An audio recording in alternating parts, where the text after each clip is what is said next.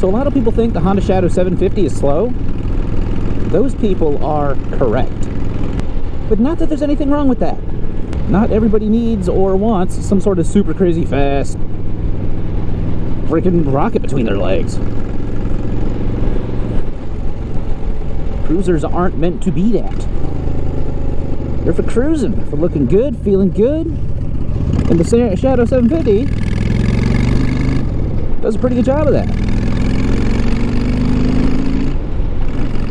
And as far as speed goes, it keeps up with traffic just fine. It's not like I'm struggling. I mean, I'm barely even trying. I mean, you're not going to break any lane speed records with this thing. But for day-to-day, keeping up with traffic, it does a great job of that. But because it's not super fast, a lot of people want to call it a beginner's bike, a girl's bike, slow, waste of money.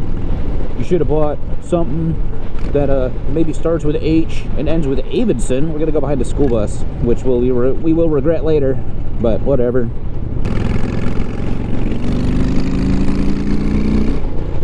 Look at that, it ended up working out.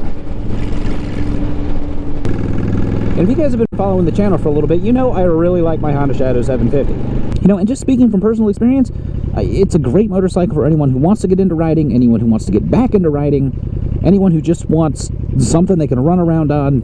I mean, these things get over 50 miles per gallon just stock if you leave them alone.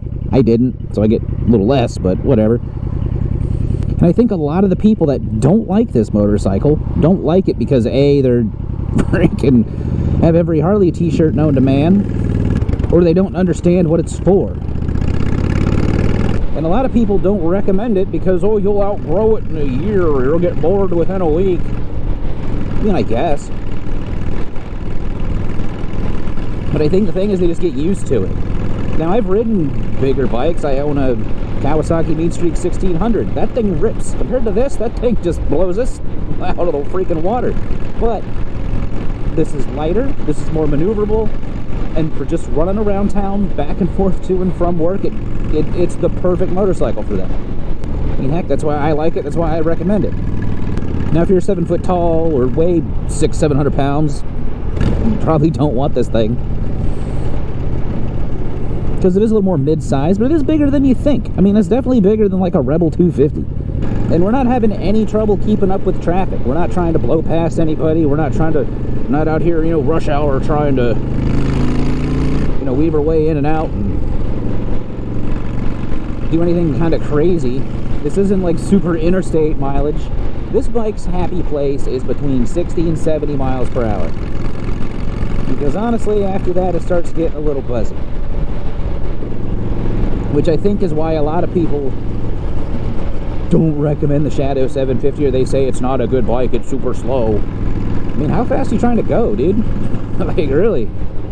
And yes, I get it, a lot of interstate 70, 80 miles per hour, 90 probably down in Texas and stuff.